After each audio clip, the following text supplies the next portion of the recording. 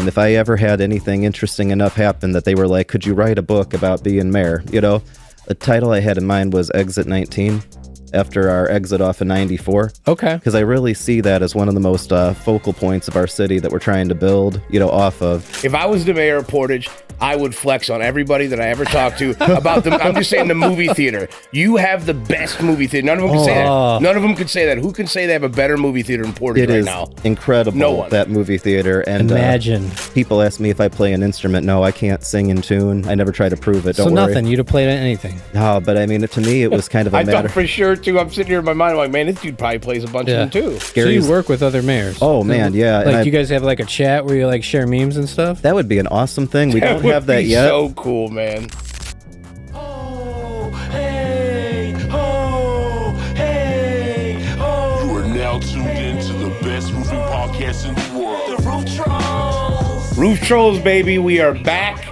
And I just made an agreement with Jeff. So, Jeff, take it away. Yep. Today's guest is bringing fresh energy and a new vision to the city of Portage. Mayor Austin Bonta is the youngest mayor in Portage history, one of the youngest in the state of Indiana.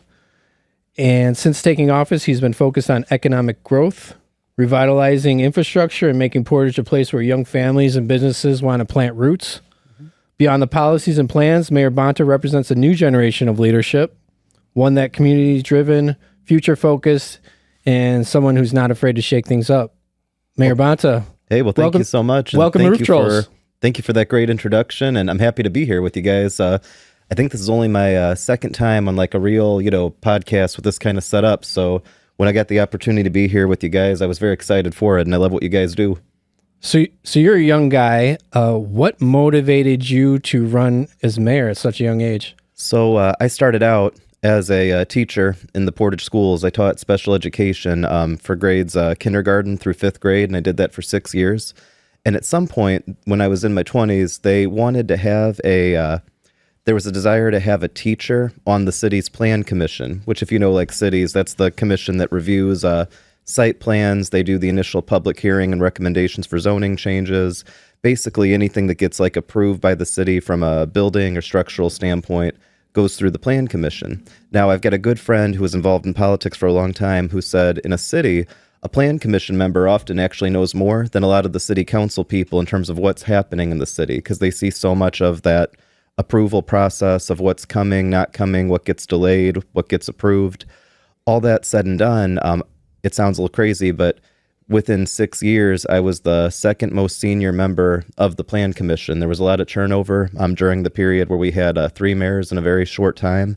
But I learned a lot about how the city ran through that time as a Plan Commission member. And I started to get the idea about how the city could maybe be run better, or how we could be run more efficiently, how we could get a lot more done based on what I learned in that 6 years of the Plan Commission. So made the decision to run in the summer of 2022. I announced it in November of 2022, and long story short, it was a very exciting election, a very busy election year, but ultimately my campaign won it in 2023. Sometimes I forget I've only been at this, though, for a year and a half. The first year was kind of like drinking out of a fire hose.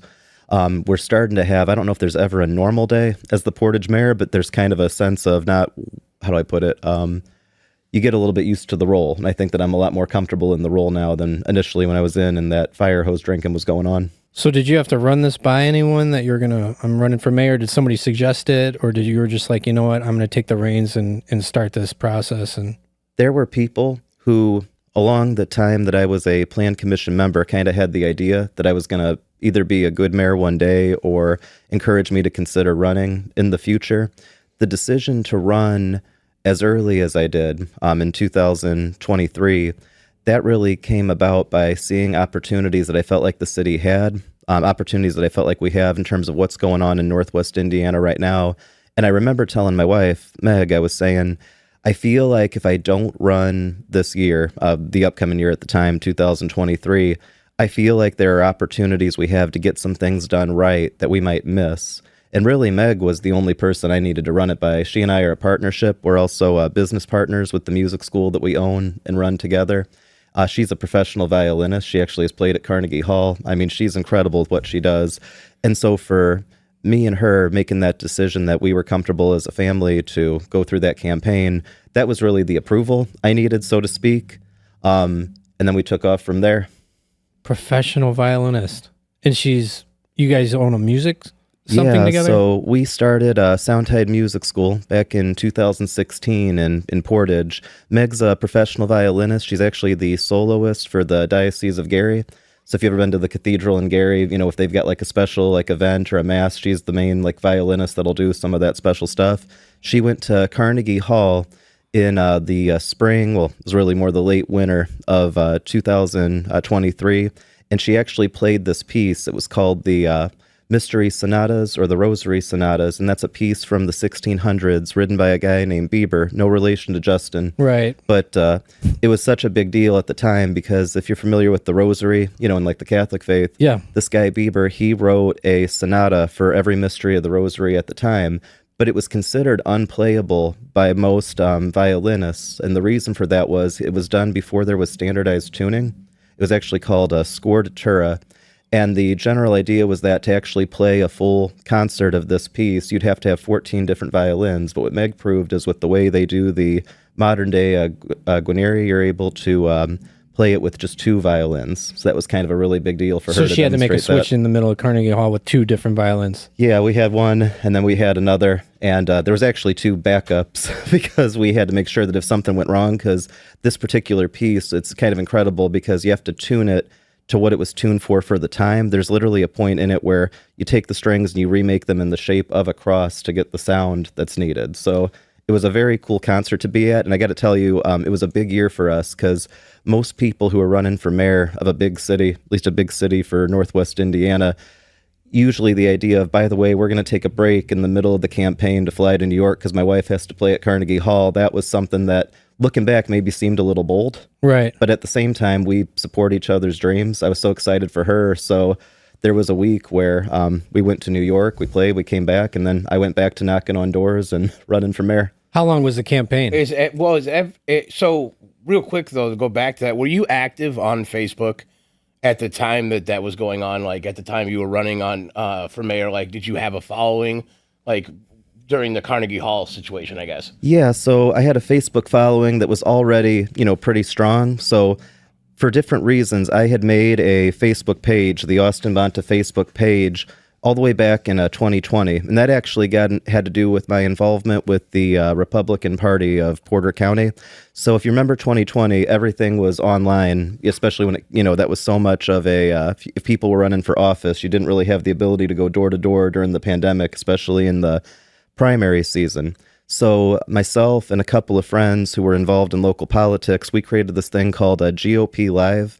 And what it was is it was like a live stream. It was through StreamYard at the time. This seems a lot better than that. But we interviewed all the different candidates on the Republican side who were running for state and county office back in 2020. So we had a really competitive convention battle between guys who were running for attorney general at the time. We had some other primaries going on in the county, and myself and some friends, we would be interviewing them. And how do I put it? That was all tied in with the local party. I knew that there were opinions and things I wanted to express, so I made my own page for myself. So separate from the politics we were doing, I could kind of express my own views, opinions, commentary, and it's kind of hard to say why anything grows the way it does, but I think when I announced that I was running for mayor back in November of 2022, I think I had like 3,000 or 4,000 people following me by then. That's helpful. It was at 7,000 by the time that I got elected the following November, and I'm just shy of 30,000 people now. So so the reason I asked was because the Carnegie Hall thing, as ballsy as it was, it may have helped your campaign a lot because I've found, especially online, that people really want to connect with the journey that you're going on. So when they can relate to you, which is easy to relate to when you're supporting your spouse, like that's what all of us should be doing. So then you can relate to a person that has like the human side of the, not just political side. So I don't know. That's the reason I asked, because that might have actually helped you a lot too. I totally see that. And even now, I mean, Meg is kind of a staple, for me, not just in my life, but in the social media presence. She and I, when we go on a trip or when we go to a restaurant in town, it's funny because there are some people who are like, why is it that sometimes you'll post, about you and your wife, like eating at Depot Dog, or when you guys go to Capo's, or when you guys go to the Social Goat? And I'm like, well, one, that's just kind of our life. And just like everybody, we share our lives on social media to people that want to see what we're doing. It also shows off different restaurants and things that are in the city of Portage. One of the cool things for me, it happened recently with the Depot Dog. There was someone who said, I just started eating at this restaurant. I've lived here for 20 years. Didn't even know this was in town until I saw you guys eating there. But I agree with you too. I think that one of these interesting things that happens, and maybe this was always true, but when you're a politician or an elected official, I think sometimes people forget that you're a human being with your own story. You got your own personal life, and you have good days, you have bad days. Something that I think that social media can do, especially if you're comfortable sharing parts of your life on there, beyond just the political updates and city updates. I think that's how people get to know me, and they understand that I'm not just some guy who they don't know, who's making decisions for reasons they don't understand, Yeah. What's your go-to spot for lunch in Portage? Oh, man. So in the summer, Depot Dog is such a great spot to stop by. So absolutely, love that one. I go often enough to Louie's Catfish and Wings because it's right over by City Hall, but that's more of usually like I don't know, food there is great, but I kind of go there when I can. Trent, the owner, is such a great guy.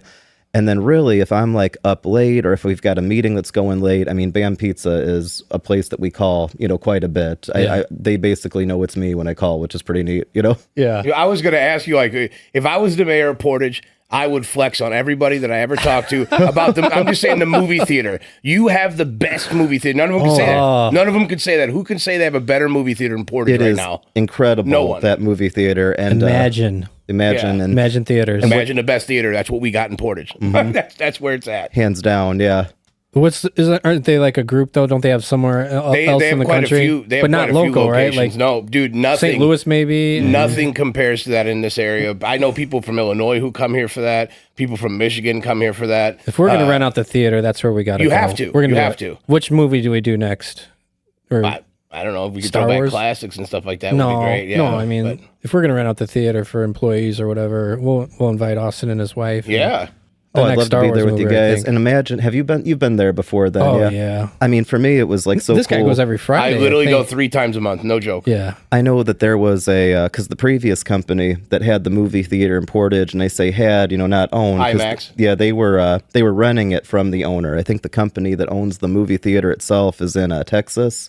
Okay. And so during the pandemic, when theaters were shutting down and then they started reopening, I know a lot of people, including me, because I'm a pretty big movie. I enjoy watching those. Meg and I, that's kind of our once a week or every other week, we'll go and pick a movie, good, bad. It's just kind of fun to sit, watch, eat popcorn. But ours stayed closed for such a while. And I think that was such a stress, a deficit in the community. And people didn't know why. The reason is because previous company, when they reopened, they only reopened in theaters that they owned. Because the Portage one was owned separately, that one didn't reopen with them. And so when Imagine came in, we were thrilled. And man, like the first time I realized you can actually have like a pizza delivered to you to the seat. And It's so cool. Mind blowing, dude. The drinks, like you don't even need drinks, like you really don't. But the fact that you can get one there and they're movie themed on top Drinks of it. meaning alcohol? Yeah, dude. You have a whole full bar there. You can make Yeah. an old fashioned for you to go sit down and have while you watch a movie. If they were to make a movie about you, about your first year in office, who would play you and what would the movie be called? oh man, so I've actually thought a little bit about titles because it's one of those things where, well, not for a movie. That'd be insane if anything we did was big enough for a movie. Sure. But You never know, man. You never know. I've told people that if I ever had anything interesting enough happen, that they were like, "Could you write a book about being mayor?" The title I had in mind was Exit 19, after our exit off of 94. Okay. Because I really see that as one of the most focal points of our city that we're trying to build, off of. As to who would play me, I don't know, because I think that, the question is, do you want to go with somebody who looks like me or someone who can sound like me? What do you think, Elijah? Oh man, he's too. Think about it. I remember there was a point where one of the times I first started doing videos, because really, despite the Facebook presence, I didn't do a lot of videos until I actually became mayor.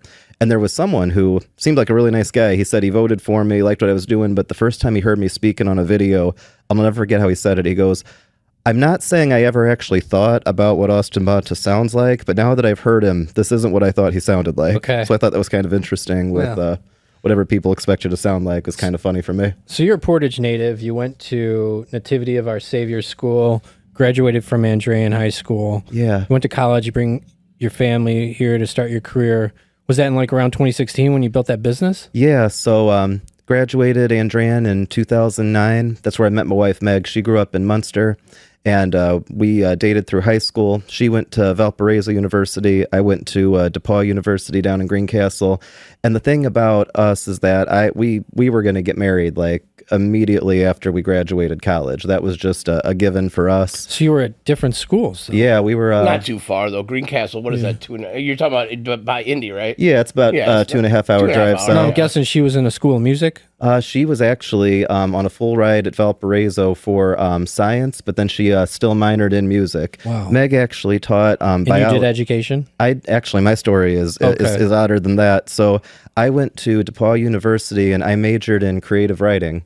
And that sounds odd in itself, but I was actually part of a pre-law track. But I was one of those people who, had an interest in law, but then you kind of realize by about your junior year or so that you don't get to be Perry Mason your first year out of law school. Right. That's no disrespect to you and all the great things you do. It was just, I kind of had an idea at 18 about what being a lawyer would be. And now, if I had known back then how interesting municipal law is, the different attorneys I work with on the city, whether it's the utility boards, the redevelopment commission, and the just the civil city, I probably would have been really into that. It just wasn't set up in such a way that I got to see that while I was in college. So I waited on really going towards the law school route. It's actually still something on my mind maybe one day when I'm a little older about, figuring out how to maybe be an attorney, maybe a municipal attorney one day. And I think they have it remote now. You can do that. Yeah. So I've always thought about it since I became mayor, like, whenever I hope to be mayor for a while, but if I could be an attorney by the time that I retire, it'd be kind of a neat sales point of, hey, if you hire me as a municipal attorney, I've actually been a mayor before. That'd be kind of a neat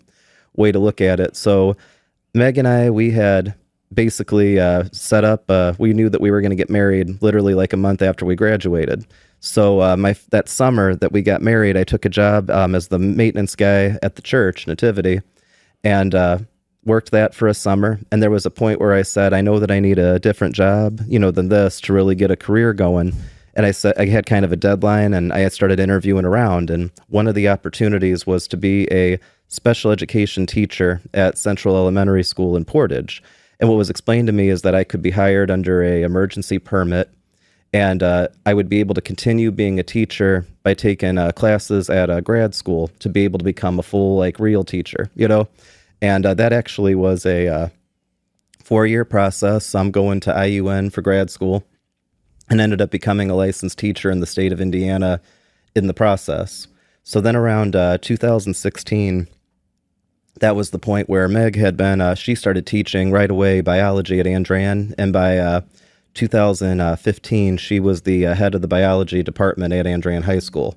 So just very impressive, but make a long story short, we reached a point where she really wanted to focus because she'd always been teaching music on the side, teaching violin. She wanted to teach violin full time, and we knew that we wanted a commercial space, didn't want it to be taught out of the house. And so I became her business partner. And so for the first couple years, I would be teaching special ed, finishing up by 4 o'clock, and then driving over about 5-minute drive to the music studio where I was the front desk guy and the manager. Because we picked up a harp teacher, we picked up a voice teacher. How many clients did you guys have? 150 before the pandemic is what we reached. That's impressive. And then we've kind of floated, here and there between about 100 to 130 on a general, That's amazing. Oh, it was How did you get all those clients? So there's we had some of the best teachers. I mean, I start with Meg. I mean, you don't get a better violin teacher than my wife. She also can teach all the strings. So viola, cello, guitar, all of that. We picked up a great piano teacher. We've got a great voice teacher. Like I say, we eventually added harp, which is a really cool thing. One of the things that I think helped us a lot was having an actual storefront and a commercial location. Not so much, I don't like to use the term competition exactly, but compared to teaching out of your home, nothing against people that do that, but we were easy to find because if you're looking for, music lessons in the area, here's this commercial location, which has a clean, safe space. You got teachers who are teachers themselves. And I think that some of it is, I think there might've been a good, manager at the front desk, Personable guy. People ask me if I play an instrument. No, I can't sing in tune. I never try to prove it. Don't So worry. nothing. You'd have played anything. No, but I mean, to me, it was kind of a I matter. thought for sure, too. I'm sitting here in my mind, I'm like, man, this dude probably plays a bunch of them, too. That would be really, believe me, it'd be cool if I did, I'm sure. But I told everybody I played the desk, you know. But that also, I think, helped because some people are great musicians and some people are great, teachers. Not everybody is comfortable or wants to run the business side of it. So what's cool about being a teacher at our studio is you get the students. The other thing I can imagine is tough is, and again, I know there's people that do this, but let's say that you've got a student who isn't practicing and you got to kind of tell the parents like, hey, we're having some trouble. He's really got to practice. That was or me. This isn't. I didn't practice the piano in college, but I played the alto saxophone. And then you got to school. I didn't want to practice. see if if a teacher's like having a conversation with your parents, it's like, oh, and then by the way, can you pay me for this month? I feel like that can sometimes create like an awkwardness. Yeah. Me being the business manager allowed them to just teach. And it's right. And that also helps too, because if you had a family that was having a hardship and we needed to work out some financial plan to kind of help them, continue, that's easier for me to work with them on than it is for the teacher who's got a different relationship with them. So the teachers really enjoyed working there. So that attracted good teachers. Oh, yeah. And what age are the students? So they go from, we generally start like accepting kids at age 6. And then the oldest student we've ever had was 89. Okay. And we have sometimes taken kids who are 5, but we usually do like a consultation first just to see if they're ready, for it. And this business is still operating. Oh, it's still operating and Where's running. that at? That's on Hamstrom Road in Portage over by Kyle Elementary School. What's it called? Soundtide Music School. And named you guys after got Facebook and all that to get your clients help? We've got Facebook, we've got, the email, all that. And now that I'm mayor, we've hired Rachel. She's the manager who replaced me. And honestly, she's doing a better job than I ever did because she's not running for mayor at the same time. Okay. And for me, I'm still involved on the business end when it comes to financials, and I still do the payroll for the business and all of that. But the day-to-day running, it's really great to have a manager who can run that so I can really focus on the job of being mayor. It takes a lot of guts to run a business. It's difficult. And Portage seems like a great town to having a business. So it really is. And we've always benefited from a good population. We've always benefited from like a high, level of public safety. Portage's challenges used to be that the city kind of got in its own way. We had a very complicated code, very complicated approval processes.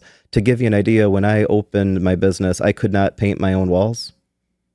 You had in the inside of your business. I couldn't paint the own walls is like the example of like what I use. You as the business owner, or you'd have to subcontract out? You had to have a licensed, person like with the city just to do like the things like even the painting. Yeah. And nothing against having a good painter come in and paint if that's what you want to do, but what we found is that in Portage, there were all these different things, and this is the kind of stuff that I learned being a member of the Plan Commission, was how Portage sometimes had complicated rules, complicated processes that often discouraged business from coming in. We also had an issue in the city where sometimes companies would call interested, they wouldn't get a call back. There actually was a point where we had a business in the past couple of years where, I won't say kind of what it is because the good news is they're giving our city a second try, but they were calling about this big project they wanted to do. They couldn't get a call back. They couldn't get an email back. And finally, the real estate broker they were working with just went to the city in a previous administration and said, why have you not called these guys back? And the person said, it just doesn't match our vision for that property. And I'm like, well, if you don't own the property, it's kind of not the right way to look at it, Right. We had odd stories we've encountered from people that have come back to give Portage a try, where one story that comes to mind was somebody who they were told that there were 5 problems in the city code they had to address with what they wanted to do. And they said, what are the problems? They said, oh, it's not our job to tell you. You're going to have to look and find that, which makes them, give up. We even had an odd situation that I encountered early on when I was mayor, where a developer had gotten notes back from what was called the DRC, or the Development and Review Committee, and it was a list of problems with the building that was basically going to make it impossible to be able to work. One of it was that they wanted to have just a single-story building, and the rule for the area that they were building it required a 2-story building. Now, there might be reasons for that, but they had it listed on the DRC notes that every department wanted it to be a 2-story building. And that was kind of confusing for me as a new mayor my first week, because I'm reading this and I'm like, why would the fire department care if it's a 2-story building versus a 1-story? And I have no idea. In my mind, I'm like, well, maybe I'm wrong. I would think a 1-story building is easier to put out a fire in, but why does the sewer utility care if it's a 1-story building, 2-story building? So I went to the fire chief was new, but I went to the head of the sewer utility or the sanitary, and I said, hey, why is it that this was such an important thing that it was a 2-story building? And she said, I'll tell you exactly what happened, Mayor. I got a call about this building, and I was just asked yes or no, do you want it to follow the code? Well, of course, she's going to say yes, so then it's put on as the sewer system, really important that this is a 2-story building. So one of the big things I did when I came in is I brought in some new people. Tom Cherry, who's now the head of our planning department and our building department, he's got a problem-solving mentality. And rather than really trying to be in the way of business growth, we are really trying to show that we want it. So is this somebody you brought on? Yeah, so Tom is new. So he and I've known him for a while, just living in the city, but we really got to know each other when we were both serving on the planning commission together. And so I stepped off the plan commission to be able to run for mayor. And then after I got elected, I asked Tom if he would be willing to come with me to take over the planning department. And even that was kind of funny because I had my transition team, which was a group of people that we met the couple weeks, multiple days in a row after I got elected to, figure out what kind of changes we were going to make in the new administration. And we knew that we wanted someone really capable to run the planning department.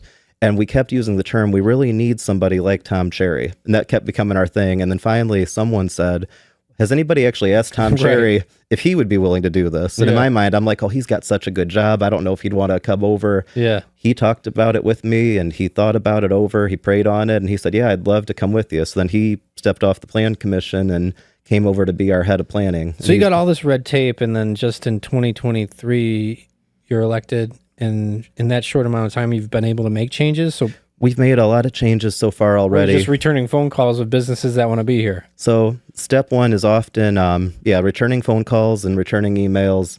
That helps a lot. And Tom is much better about that than I am. But the good news is if I'm like a day behind, Tom's usually already got it, which is great.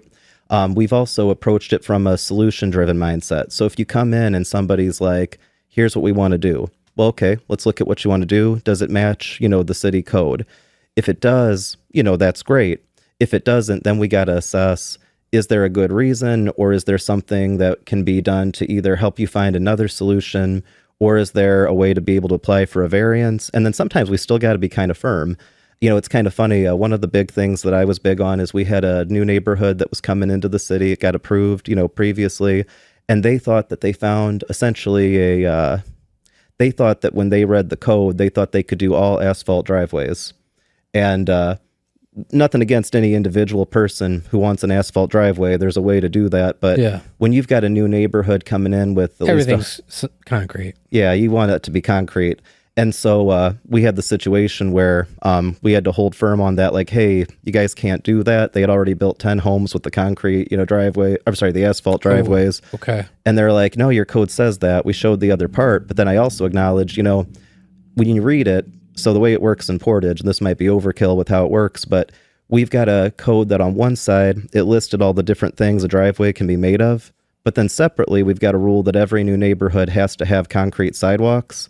And then we got another rule that says that every driveway has to be made as the same material that a sidewalk going through it is made out of. Okay. So indirectly, it's every new neighborhood's got to have concrete driveways. And I'm like, what, can we fix this code a little bit? So we kept the rule, but I went to the city council and said, look, we had to show them legally that you can't do this. Can we actually make this code a little bit more clear so nobody reads this part and thinks they can do it? So they got 10 houses built already. What do you do about that? They took them out. There's actually a really funny story. I've got a really good friend whose daughter and her husband, I don't know if they bought a house there or not, but they were looking at homes in this neighborhood. And she, this was just funny to me because she knows me. They're like, checking out the homes and they see that the driveways are asphalt. And she brought that up and the, I don't know if it's a realtor, whoever works for the company kind of said, hey, have you heard of this Austin Bonta guy?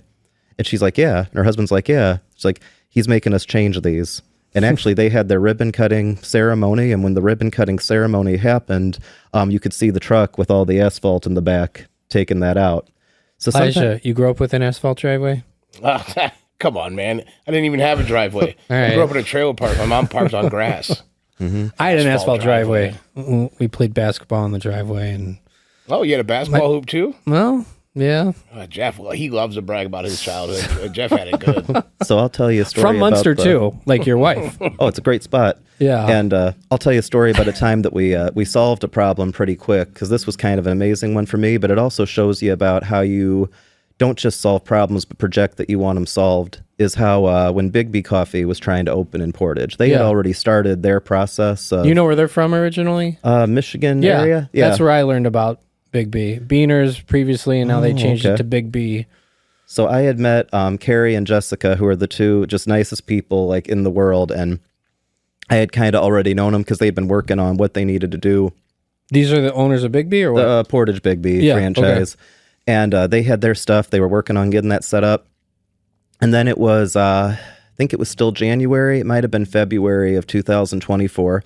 I'm still relatively early on being a mayor. Now, there's a story here where Tom and another person come into my office and didn't quite look sad, but I knew they had like bad news. You know, they were about to tell me bad news. I'm like, what's the matter? And he's like, the problem is, so the land that Bigby's on, I'm like, yeah. He's like, it's not zoned for commercial. It's actually zoned for office buildings. And I said, I know that because funny enough, so some years ago, I want to say it was 2020 or 2021, there was a proposal to have a guy who owned a Shell gas station wanted to buy that lot that's now Bigby, and he wanted to buy the lot next door to it, which at the time, my dad was one of the owners of. So I had to recuse myself from the plan commission, because when your dad is, one of the people selling the land, you got to recuse. But sure. Trick was both of them were zoned for multi-story office buildings, and so they were trying to get the city council to approve a zoning change to allow them to build a gas station there and put those two lots together. City council at the time, said no, and all said and done. Is that for a bigger gas station? What's that? Is this? So actually, both lots together were too small to fit a gas station. You had to buy the two and put them together to make a gas station fit there. Do we need more gas stations? In Portage? Yeah. Actually, yeah. And I could get, at the time, and there, you got to keep in mind, 30,000 people drive on Willow Creek Road up and down every day. Yeah. And there's no gas station. Well, there's going to be very soon, but for years now. I go to the courthouse there. That's Willow Creek and what? Is that? Willow Creek by 6 over there? Oh, yeah. 6 in Willow Creek, yeah. So from Route 6 all the way up to Route 20, you've got no gas station on this road that has 35,000 people driving up and down every day. I will admit that that's weird. Do you know what he's talking about? Yeah. Yeah. So there's the Walmart right there. If you think about it, actually, dude, Starbucks. everything's there. Wendy's is there. Subway's there. The Shoop's is there. Where you guys do that whole thing where people travel to too. What is it called? The whole fair thing you guys got going on. Oh, you got the Nativity Fest. Is that what it's called, Nativity Fest? One of the biggest events in the county, is Nativity Fest, and there's no gas station from 20 what's the to Nativity Fest? They got a huge beer garden, cool little setup. I don't like gas stations though, man. I mean, unless I need gas. I guess. And the interesting thing that I think learn about, to like Luke's because they're everywhere, brother. I like Speedway.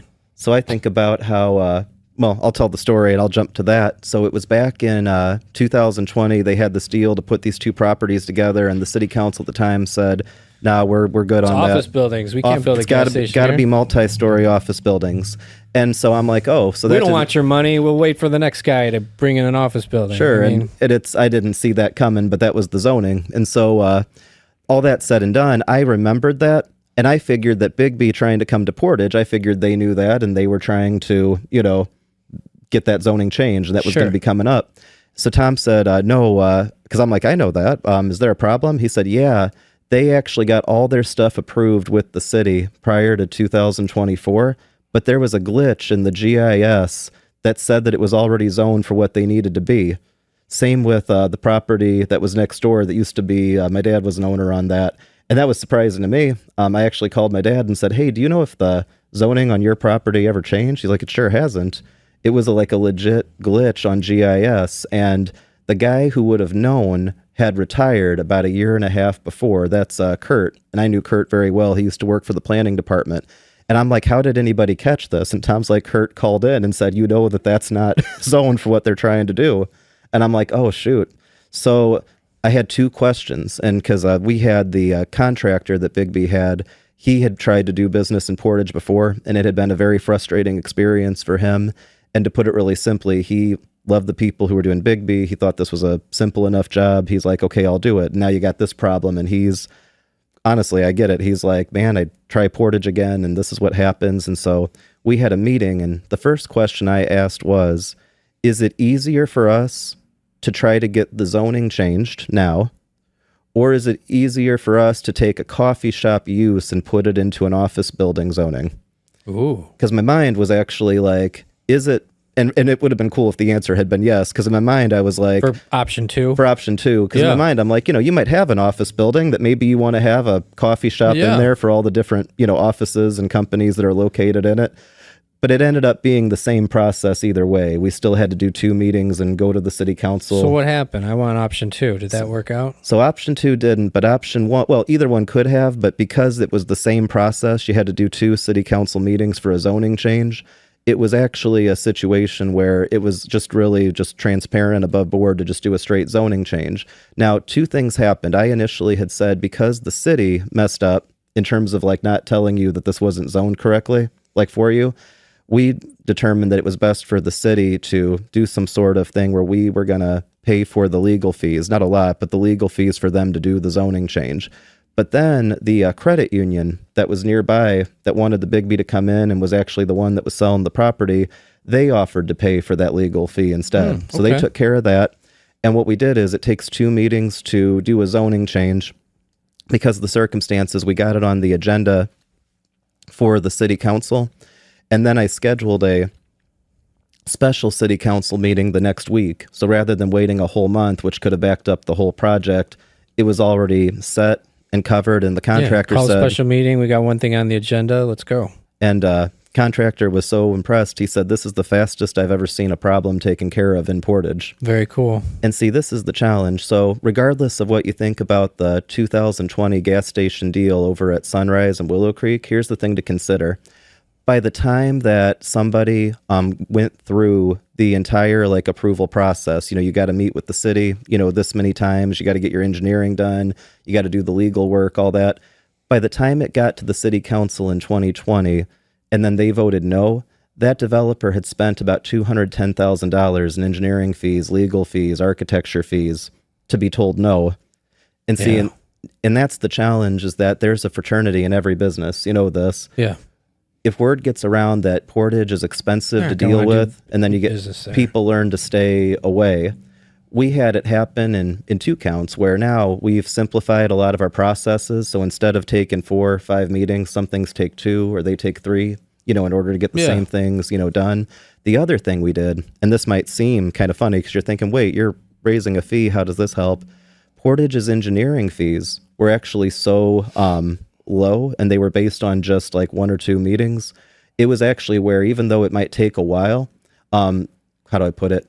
Basically, when you paid your engineering fee, that covered the city engineer for like 2 meetings, and then the taxpayers had to eat the cost for future meetings. So the longer a process took, quite frankly, the more that we were covering it. So one of the things we did recently is we upped our engineering fees so that it actually incentivizes a developer to want to get done faster as well.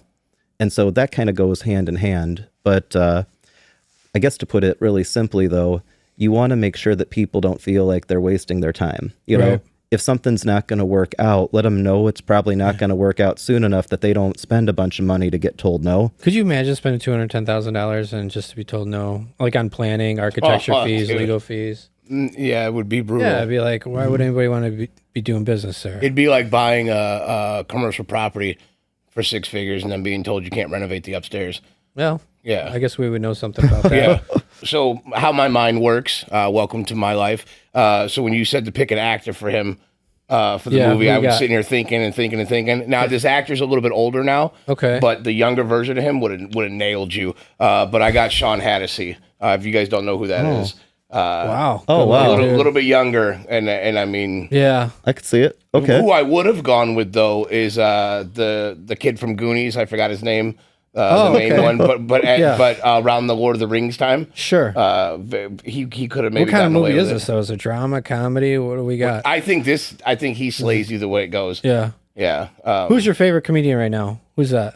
My favorite Big guy. comedian? Oh no, Shane Gillis or He Burt can't be Kreischer. Shane Gillis can't play him? No. Oh, okay. No. Shane could play somebody, like maybe just like Yeah. he could be like He's a not in any composite movies yet, character is in he? the He office. will be, though. Oh, he's going to be in a ton of them. He probably is in a movie. I just don't know any off the top of my head, but he's got an awesome show on Netflix. I know. Well, didn't you go see him?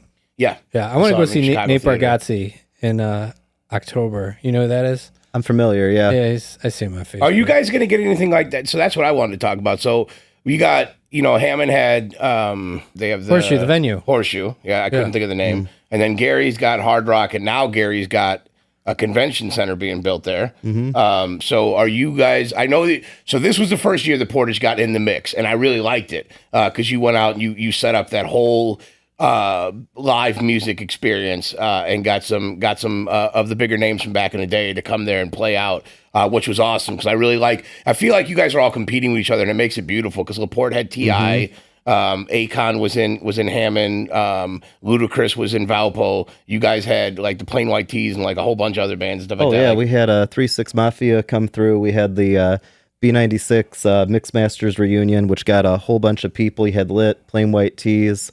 We've got some other acts that are coming later this year. There's names I can't say just yet, but I'm really excited for What kind of what's music you coming listen there. to? I'm really big on classic rock. I Okay. love that. I like a lot of the old country. I don't mind some modern country, but it's kind of like I don't know how to put it. You got to kind of turn the radio on and kind of, it's almost like fishing for gold. Like there's some junk out there, Yeah. but then like you wait, you're like, oh, that's a pretty good song. Who's this artist? But So if you got in your car right now, what station turns on? so Or you listen to podcasts, or what do you? So for me, it's more kind of my own music, that I got, set up in the car. So I've got kind of like a mix of like some classic rock, some other, well, it's mostly classic rock. I mean, like Aerosmith, I got Okay. like, AC/DC is something my whole family grew Yeah. up with, Okay. I don't mind rap. I just couldn't tell you who everybody like all is. I Sure. heard of 3-6 Mafia when they were coming, and that was Yeah. kind of exciting. I think the big thing, and I think this is true with all the cities, being able to show what we can pull off in terms of concerts. When you have 4,000 people come in from all over, I mean, when you talk about Roxfest that had like Lit and Plain White Tees, there was a family that came from Nova Scotia to be able to come to Portage to hear them play. it's so cool. We got a message from them that it's like, this was great. We love being in your city. One of our friends played there who actually used to work for me, Ken Dogs. You guys allowed him to be a vendor there as a hot dog stand there, Ken Dogs, and he's awesome. But yeah, he was set up there too. That was a really cool event. Gio actually too from Viking Adjusting, another good buddy of ours. He gave away like some VIP passes for that and a big Nice. raffle thing that he did. Yeah, he was there. That's really cool, man. I like the fireworks there too. That's where we go. Oh, man. We go to the fireworks. Love there. our fireworks show. 4th of July, we get about 8,000 people there, Wow. which is about the same number as the Nativity Fest when that comes in. So, I mean, I think, and that's an important part too, is, I mean, music is such a neat thing that brings everybody together.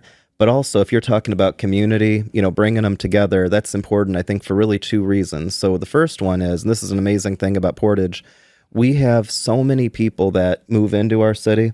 And I dealt with this as a special education teacher. I would have kids who I might have had them for kindergarten and 1st grade, but then the family is moving somewhere else. Like they're building their next home, maybe outside of town, or maybe the family kind of moves around. And then I had one kid who I had in kindergarten, then he came back in 2nd and 3rd grade, then he left for 4th grade, came back in 5th grade. So I was like his teacher through those different phases. The family moves around. I see that like with Portage, we've always been big with like starter homes, but making Portage a forever home is a really big, thing for me. And there's going on to my second part here. Portage has never had a fully developed downtown. We had the Portage Mall, and when I was 17, the city knocked out the east side of it, and I think they thought more was going to come when they did that, and then that didn't work What's out. the closest thing to it you got now? So really, I think that our downtown mall strip, where we've got the bars like Moods and On the Rocks, but then we also have like for the families, we've got the regional performing arts theater. You got the Social Goat restaurant, Bam Pizza. It's like a strip, and it's really like what's left of the original like historic, Portage Mall. A little bit down from that is Founders Square, where we have Founders Square Park, and we've got the Promenade Apartments. But the thing about Portage is we were founded in 1959. We're actually one of the youngest cities in Northwest Indiana. When you think about it, we became a city in 1967. And the premise at the time in the late 50s, early 60s is we're going to be a suburb of Gary. You know, Gary had like 200,000 people. You think about it, Gary is... Now they have what, 70,000? About 70,000 people. Yeah. And you think about it, Gary has one more square mile of land than the city of Boston does. Wow. So, I mean, Boston's got 650,000 people. Like, you think about how big Gary, you know, physically is. Portage was designed to be a suburb of what was a growing, you know, big city. And basically, we had a mill, we had the port, we had a lot of bedrooms, like bedroom community. I mean, the neat thing about our city is we're so young, you know, people who were around when it was growing back then. The idea really was, hey, we don't really need so much of a downtown because downtown Gary is like a 10, 15-minute drive away from where you live. Now, I'm so excited about a lot of what Eddie is doing. I think Gary is on a roll with a lot of things, getting the convention center.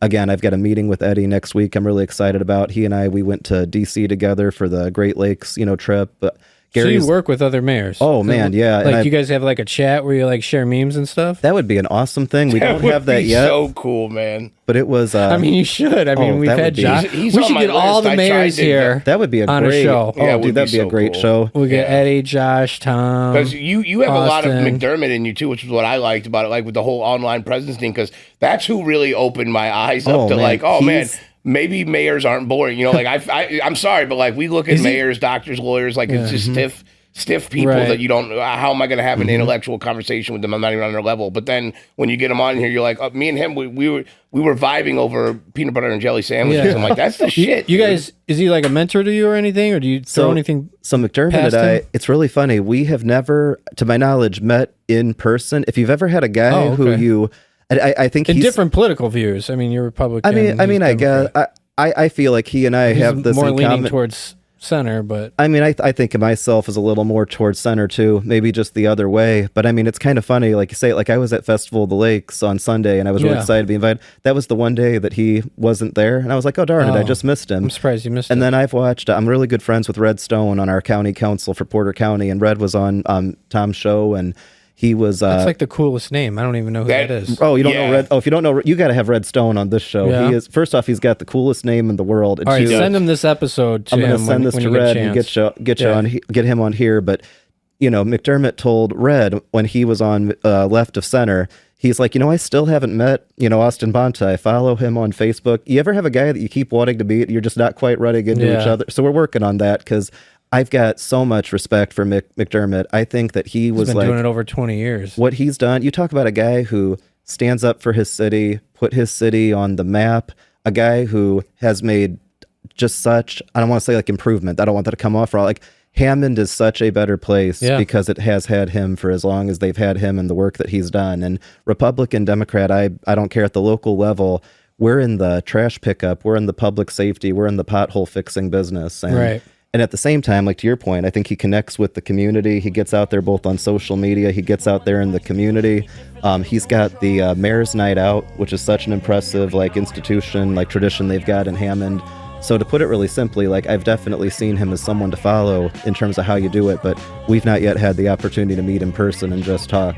That's all for part one of our conversation with Mayor Austin Bonta, covering his journey and early reforms in Portage. Stay tuned for part two, coming soon next week, where we'll dive deeper into his vision for the city's future and some fun personal insights.